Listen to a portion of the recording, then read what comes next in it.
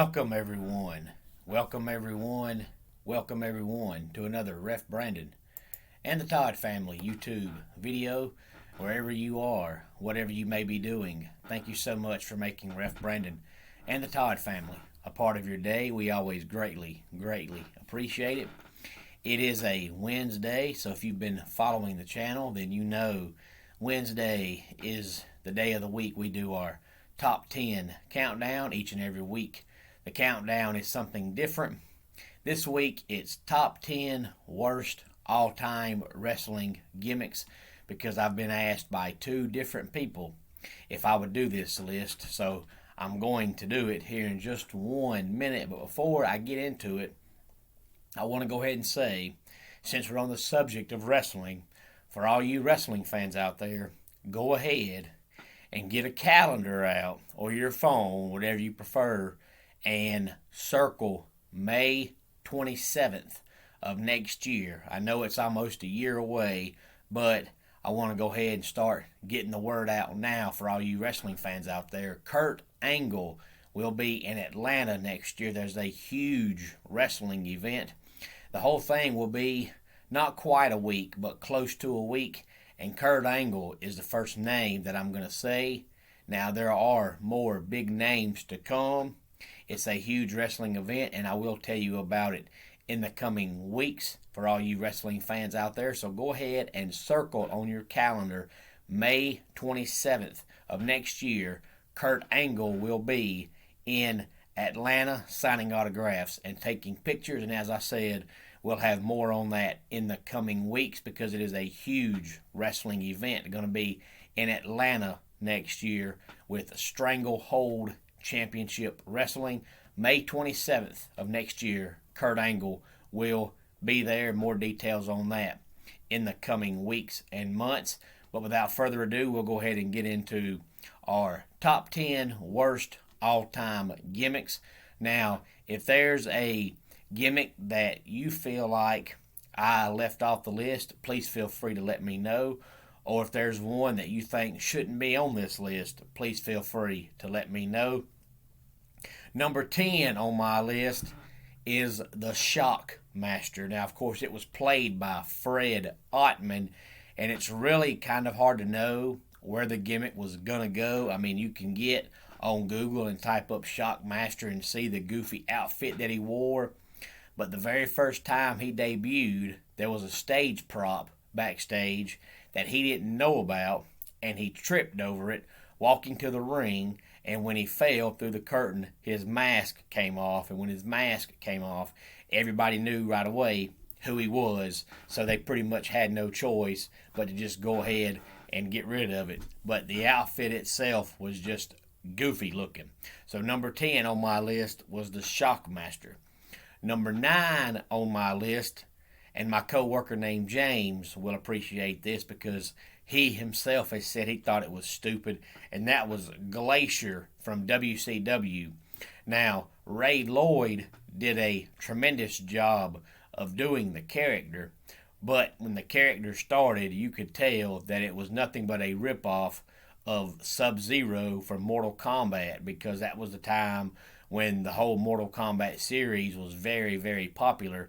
So WCW tried to bring one of the characters on screen, and his name was Glacier, and it was nothing but a Sub-Zero ripoff. So number 9 on my list was Glacier. Number 8 was Mantar. Now, unless you're a hardcore wrestling fan, a lot of people, in fact, most people, are probably not going to know who that even was. They had big plans in store for him. And as a matter of fact, they even put him with Jim Cornette and let Jim Cornette be his manager, trying to show that they had high hopes for him. But the crowd just never got behind it, good or bad. So it only lasted a couple of months. But he was actually 6'2" and 400 pounds. And he would stomp and rage and charge at you and moo like he was supposed to be a cow. But the bodysuit that he wore had hair all over it, and cows don't have that much hair. So I'm not really sure what it was supposed to be, but it was Mantar. He looked like he was supposed to be a half bison and a half man. So if you have not seen Mantar, please go check out that gimmick. That was the mid 90s in the WWF, when almost everybody had strange, outlandish, weird gimmicks. Number 7 on my list is another gimmick that just did not last very long because of how silly it was, and that was Fantasio. Now, Fantasio was played by a guy named Harry Del Rios. He was supposed to be like a magician, and the stupidest part about it was his finishing move was he was supposed to make his opponent's underwear and briefs just magically disappear. And how do you win a match just because somebody's underwear magically disappeared? So it did not last very long, and that was Fantasio. Number 6 on my list was actually a tag team, and I hate to put a tag team on the list because there's 2, not just one, but it was a weird gimmick. And the reason why they did it was because, if you recall, back in the mid-90s, everybody started panicking about, Y2K. When 2000 hits, the computers are going to stop working. Our TVs are going to stop working. What are we going to do? So Vince McMahon thought it would be a great idea to take a tag team, put them together, and call them Techno Team 2000. And they were supposed to dress like people were going to dress when Y2K came around, like you were going to dress differently just because it was a brand new century. But they had these tinfoil looking costumes on, and the tag team's name was Techno Team 2000. They were around in 95, and they were gone by 96. I think their names were Travis and Troy. One was played by Bill Watts' son, Eric Watts, and the other one was played by a guy who now drives a monster truck, and that's Chad Fortune. And they're number 6 on my list of the top 10 all-time worst gimmicks. Before we get into the top 5, we'll go ahead and recap 10 through 6. Number 10 was the Shockmaster. Number 9 was Glacier. Number 8, Mantar. Number 7, Fantasio. And number 6 was Techno Team 2000. Now, when we finish getting through 5 through 1, I'll run off some of the characters that barely missed the list. But just like every week with the top 10 countdown, somebody has to get left off the list. We'll go ahead now and break into our top 5. Number 5 on the list was Battle Cat. And I'm not even going to give a lot of details on that gimmick. You can go look it up. But let's just say it was silly, and it was Battle Cat. Now, number 4 on my list is Kiss Demon. Now, for this, you can just picture the band Kiss in a wrestling ring. And that's pretty much, basically, for the most part, exactly what it was. This happened because Kiss was on Monday Nitro one week and had a concert, one of those short mini concerts for TV, and Eric Bischoff just had the bright idea to take Kiss and make them into wrestlers. So they took one guy, and his ring name was Kiss Demon, and it lasted about a month, and that was it. Now, number 3 on my list is another gimmick that most people have probably never heard of because it didn't last very long at all. I think it started in the summer of 96, and it was gone by September. But it was around just long enough for Jerry the King Lawler to crack a few jokes about it just because of the name. Number 3 on my list is Who. And yes, I'm not saying who, I'm saying his name was Who. And it was played by Jim the Anvil Neidhart. They put a mask on him and called him Who. And every time he'd be in the ring, Jerry the King Lawler would say something about, who's in the ring? Who won the match? Or something like that. It was just absolute foolishness. Now, number 2 on my list is a guy that originally, when the character was around, I think it was on there one time on Raw, and they realized, okay, that was stupid. But they still to this day bring it back, but they bring it back now to do comedy stuff, and that was the Gobbledygooker. And all he did was walk around and go, woo, woo, woo, just like a chicken. That's what he did. His name was the Gobbledygooker. And he was around, like I said, originally the first time, I think, one episode of Raw, and they figured out, okay, that was foolish. But he still, to this day, almost 30 years later, still comes back around doing comedy skits every once in a while at some of the big WWE shows. But number one on my list is another character that most people aren't even going to remember. And I only remember it because I want to say the commentator was Gordon Soley, but I'm not positive. But it was somebody that had a foreign accent. And when the guy was walking to the ring, I just remember hearing the announcer say, "The Yeti, the Yeti." And that was the name of the character. It was the Yeti. It looked like WCW tried to take somebody and make them look like a mummy and make them wrestle. But they had so much stuff around him, he looked like a 7-foot tall, 400-pound piece of Scotch tape. It was the goofiest looking something I've ever seen in my life. And just like the Gobbledygooker and Who and the Kiss Demon, I think it was around for 3 or 4 episodes of Nitro, and that was it. But it was called the Yeti. Now, if you've never seen that character, please get on Google or get on YouTube and type up the Yeti from WCW and see what the outfit looked like. It was one goofy-looking outfit. Now I'll run down some of the names of these characters that barely missed the list.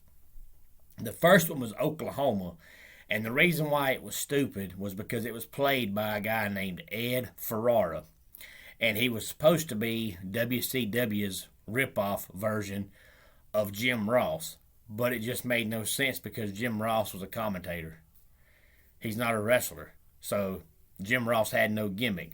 So you're making fun of a guy that has no gimmick. It just made no sense at all. But since Jim Ross is from Oklahoma, they gave Ed Ferrara the gimmick, and his name was just Oklahoma, and it was foolish. And 2 more that barely missed the list was Fake Razor and Fake Diesel, and that was right after Scott Hall and Kevin Nash actually left the WWF and went to WCW.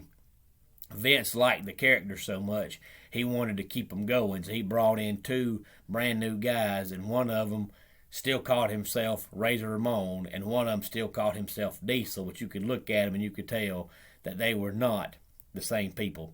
And they lasted for a very short time, and then Vince realized you couldn't let anybody be Razor Ramon, and you couldn't let just anybody be Diesel. It had to be Scott Hall and Kevin Nash, so it didn't last very long. And another one was the Repo Man. Now, the Repo Man, the gimmick itself, in my personal opinion, was a good idea, but the problem was the attire they made him wear made him look more like a cartoon character than an actual Repo Man. So I think the attire ruined the gimmick. If he'd had different attire on, I think it would have been a great idea.